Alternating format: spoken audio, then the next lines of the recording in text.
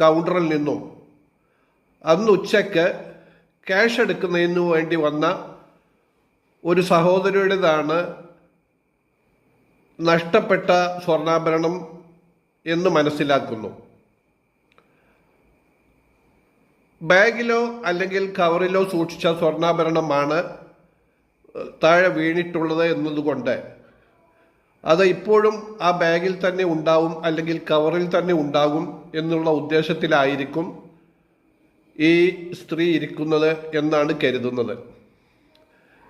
ഏതായാലും 4/10/2025 ശനിയാഴ്ച ഉച്ചക്ക് ആനമങ്ങാട് സർവീസ് സഹകരണ ബാങ്കിലെ ATM കൗണ്ടറിൽ വന്ന സഹോദരി അവരുടെ കവറുകളിൽ നിങ്ങളുടെ സ്വർണ്ണാഭരണം ഉണ്ടോ ഇല്ലയോ എന്ന് ഈ മെസ്സേജ് കണ്ടാൽ ഒന്ന് പരിശോധിക്കണം.